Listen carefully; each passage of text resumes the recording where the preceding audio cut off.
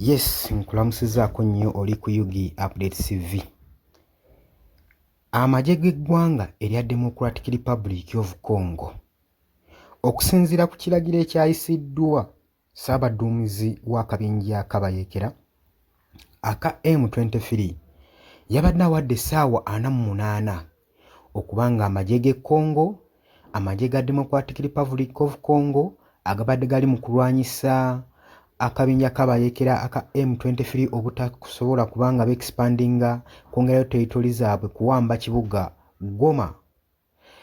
Omuduumizi ono yabadde awadde essaawa 48 bonna abajaasi bano nga bamaze okuba nga bawummuza wansi ebyokulwanyisa.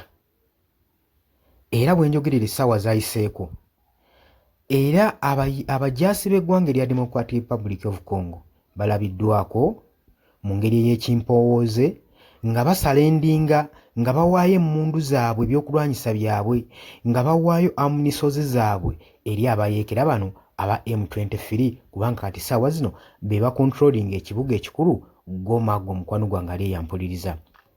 Oli ku Yugi Update TV kusinzira okuba nga otuwuliriza era ng'okola kyamaanyi nnyo.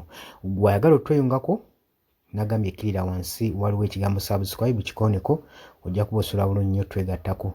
Abali mu diaspora mbalamusizzaako nnyo mukola kyamaanyi okubeerawo mubasharinga ne mulayikinga nammwe mbaagala nnyo mukola omulimu ogw'amaanyi ennyo mwebale nnyo kwekumira ku menga Yugi Update TV.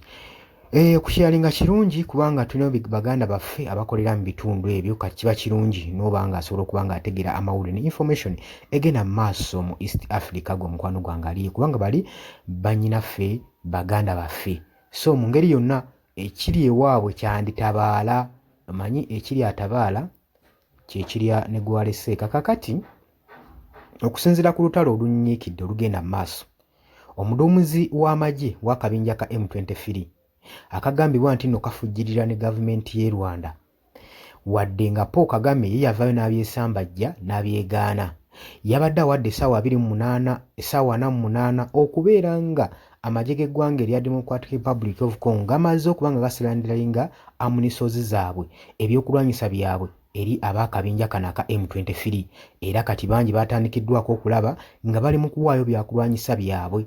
Amagye g'eggwanga erya Congo galabiddwako nga gali mu kuwaayo byakulwanyisa kubanga aba M23 bamaze dda okusalako ekibuga Goma, buli kimu bakiteekinze dda bali mu controls mukwano gwange gwali eyampuliriza.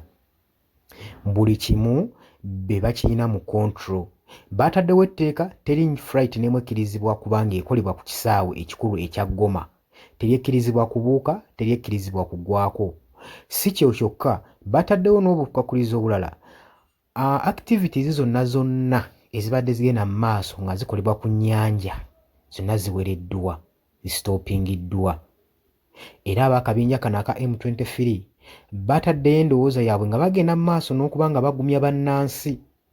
Abatuuze abawangaalira mu bitundu by'egguma bagambye nti nno mukkakkane embeera eri mu nteeko.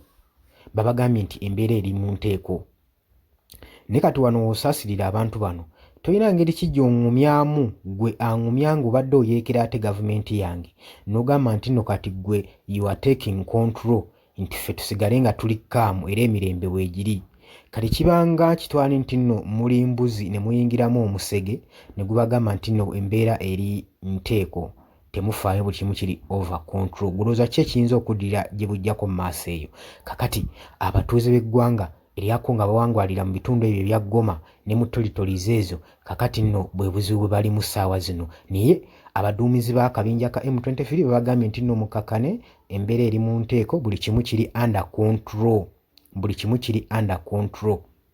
Kino nno kitegeeza ki? Kitegeeza eggwanga erya Democratic Republic of Congo naddala pulezidenti waalyo Felix agenda kusanga akaseera akazibu ennyo kubanga wenjogerera abajaasi b'eggwanga erya Democratic Republic of Congo mu territories ezo bamaze dda okusizinga fire. Baali tweetinze dda abatasobodde kudduka bakwatiddwa. Kigambibwa nti abajaasi abasuba mu 100 be baakasala endinga ebyokulwanyisa byabwe eri ab'akabinja kano aka M23 gwe mukwano gwange ali eyampuliriza. So embeera yeeyo mu ggwanga erya Democratic Republic of Congo eri mu buvanjuba bw'eggwanga eryo naye nga nkutegeeza nti nno buli kimu ekigenda mu maaso ogenda kubanga okifuna wano ku Yugi Updates. Tolina okukola, genda wansi waliwo ekigambo subscribinga okonene mu kado, ojja kubanga ofollowinga buli kimu ekigenda mu maaso, tujja kubanga tukutegeeza buli kimu. Tubaagala nnyo, mwebale kwekuumira ku Yugi Updates TV, mweraba.